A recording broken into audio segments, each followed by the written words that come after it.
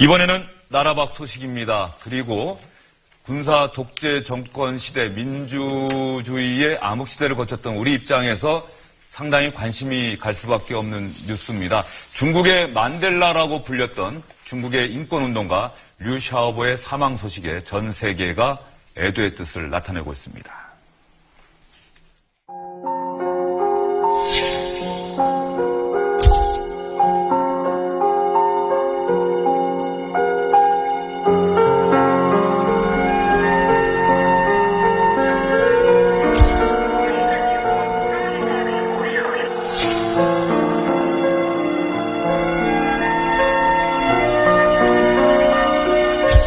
发表言论的权利，他批评政府的权利，也应该得到一种基本保障。Congratulate Liu Xiaobo.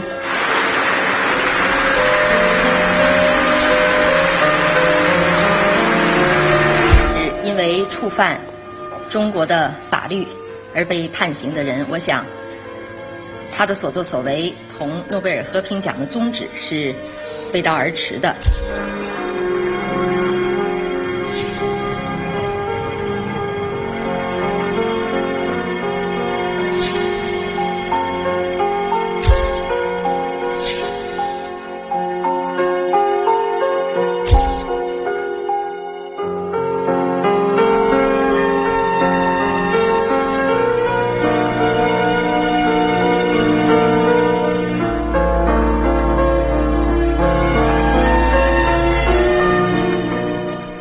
네, 류 샤오보라고 하는 인물, 오히려 중국 안에서는 모르는 사람들이 많을 것 같아요. 통제가 되고 있기 때문에 그렇습니다. 보도가. 예. 어떤 인물인지 좀 소개 좀 해주시죠. 우리 노벨 평화상 수상자로 결정이 되면서 세계에 많이 알려졌었죠. 1955년 중국 지린성에서 태어났습니다. 그러니까 향년 61세고요.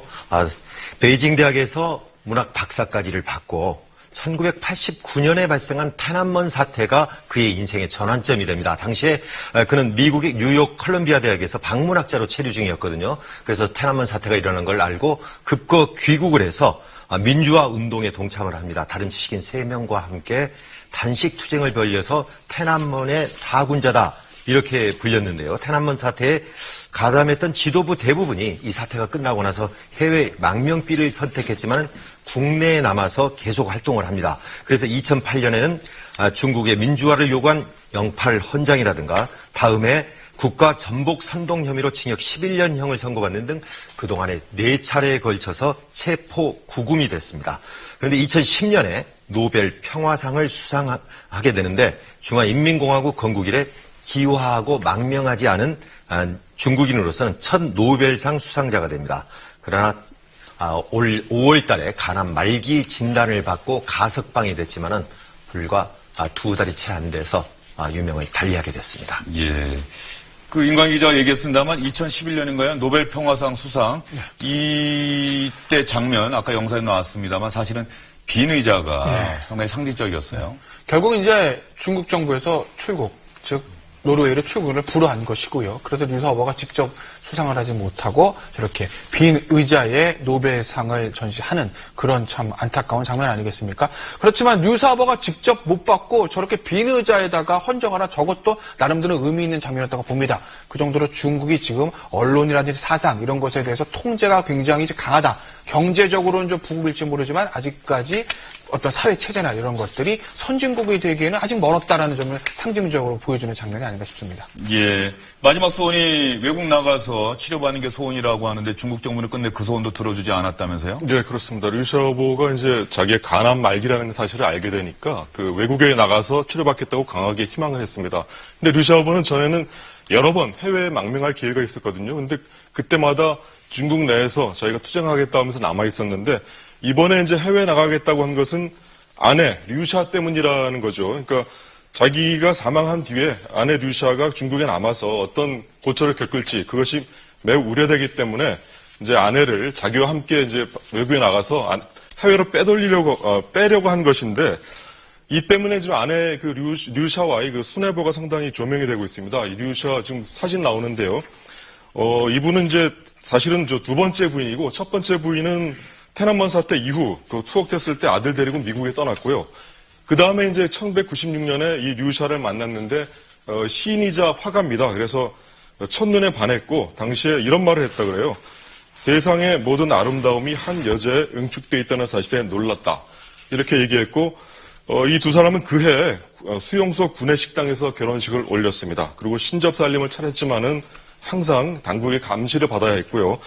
그러다 2009년 투옥 뒤에 이제 아내 류샤가 유일하게 이제 면회인이자 대변인 역할을 해왔는데 류샤는 지금 보시는 바대로 8년간 계속 삭발을 하고 지냈습니다. 그리고 한 달에 한 번 면회를 하다가 2010년 노벨 평화상 수상 이후에 가택연금 되는 바람에 이제 끊겼죠. 그러다가 올해 간암 말기 판정을 받고 나서야 다시 만나서 몇 달 만에 다시 또 영원히 헤어지게 된 것입니다. 네, 저 삭발한 루시아의 모습에서 남편을 얼마나 사랑하고 존경하는지 또 동지로서 아끼는지 뭐 그런 마음들이 느껴지는데 마지막 메시지도 루시아에게 남겼다고요? 그렇죠. 일종 아내한테는 유언이 되지 않겠습니까? 마지막 이런 말을 했다고 하죠. 당신은 씩씩하게 살아달라. 아무래도 본인이 떠난 다음에 중국의 어떤 감시 체제에서 살아야 되는 어떤 아내가 굉장히 걱정이 됐던 것 같은데 미국 정부도 사실 이 류샤 후보에 대해서 애도의 뜻을 표하면서 류샤에 대한 당부를 했습니다. 뭐라고 그랬냐면 미국 정부에서 류샤에 대해서 가택연금을 해제하고 출국을 좀 허용해달라. 이렇게 중국 정부에게 촉구를 했다고 하는데 여전히 중국 정부는 묵묵부답입니다. 예. 미국 국무부에서는 성명을 발표하고 대변인이 조금 전에 김태현 변호사가 얘기한 것처럼 루시아 후보와 부인 루시아에 대한 가택연금 해제라고 요구할 정도로 이번 루시아 후보의 사망 소식이 중국의 인권 문제가 또 국제사회가 관심을 갖는 그런 계기가 될 것 같은데요. 그러면 정작 중국 안에서는 루시아 후보의 사망 소식이 잘 전해지고 있는지 중국인들은 이 소식을 알고 있는지 참 많은 부분이 궁금합니다. 베이징 특파원 연결해 보도록 하겠습니다. 편상욱 특파원. 네, 베이징입니다. 네, 무엇보다 류샤 후보의 사망 소식 평범한 중국인들 알고 있습니까? 네, 제가 아침에 출근을 해서 몇몇 이 지인들에게 물어봤습니다. 류샤 후보의 사망 소식을 알고 있느냐 이렇게 물었더니 이 대부분 고학력의 지식인 계층인데도 불구하고 놀랍게도 류샤 후보가 누구냐 혹은 류샤 후보가 사망한 사실을 알고는 있는데 그게 무슨 대수냐 뭐 이런 반응이 돌아왔습니다. 저는 어제 저녁을 먹다 말고 류샤 후보가 사망했다는 정보를 입수하고 회사에 바로 들어왔습니다. 그래서 속보를 써서 나이트라인부터 방송이 됐는데 정작 중국의 관영 언론, 대부분 주류 언론이죠. 관영 CCTV나 인민일보 같은 관영 언론들은 류샤 후보의 사망 소식을 단 한 줄도 보도하지 않고 있습니다. 다만 관영 언론의 영문판, 글로벌 타임스와 차이나 데일리처럼 외국인들이 보는 매체에만 류샤 후보의 사망 소식이 짧게 보도됐습니다. SNS에는 류샤 후보의 사망 소식이 간간히 올라오는데 이마저 중국 당국의 검열에 걸려서 즉시 삭제되고 있습니다. 이 중국판 트위터인 웨이보에 류샤 후보를 검색을 하면 관련 법규와 정책에 따라서 류샤 후보의 검색 결과는 표시되지 않는다는 메시지가 아예 공식적으로 뜹니다. 이 중국 당국의 검열은 외국 매체에게도 예외가 아닌데요. 제 사무실에서 CNN을 계속 틀어놓고 있는데 이 CNN에서 류샤 후보 관련 뉴스가 나오자마자 곧바로 전파가 차단됩니다. 이 TV가 마치 꺼진 것처럼 변했다가 다른 뉴스가 시작되면 2, 3분 뒤에 다시 방송이 재개되는 현상이 반복되고 있습니다. 이러다 보니까 이 중국인들 사이에서 류샤 후보의 사망 소식이 퍼지지 않는 것은 어찌 보면 아주 당연한 일입니다. 중국 당국의 반응은 어떻게 나오고 있습니까? 네, 류샤 후보의 병세가 위중해졌다는 소식이 알려진 뒤부터 저를 포함한 외신 기자들은 거의 매일같이 중국 정부, 외교부의 정례 브리핑에서 질문을 했습니다. 류샤 후보의 병세가 위중하다는데 현재 상태가 어떠냐? 혹은 류샤 후보가 해외에서 치료를 받길 원하는데 이걸 들어줄 생각은 없느냐? 이런 질문을 했는데 그때마다 중국 당국의 반응은 한결같았습니다.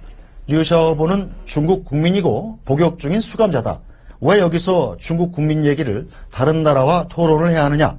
혹은 이 다른 나라는 중국의 사법주권을 존중해 줘야 한다. 이 사건을 빌미로 중국의 내정에 간섭하려 해서는 안 된다. 이런 내용이었습니다. 오늘도 잠시 뒤인 오후 4시에 외교부의 정례 브리핑이 있는데 똑같은 질문이 나올 것이고 아마 이와 비슷한 수준에서 이 중국 정부의 입장이 나오지 않을까 생각이 됩니다. 현상욱 특파원 중국 소식 잘 들었습니다. 류 샤오보의 사망 소식 평범한 중국인들은 잘 모르고 있다. 이런 얘기 여러분께 전해드렸습니다. 민주주의와 인권, 자유라는 인류의 보편적 가치를 위해서 평생을 헌신했던 류 샤오보. 주영진 뉴스 브리핑에서도 고인의 명복을 빕니다. 자, 김영환 인광기 선임기자, 김태현 변호사는 여기서 인사를 드리도록 하겠습니다. 수고하셨습니다.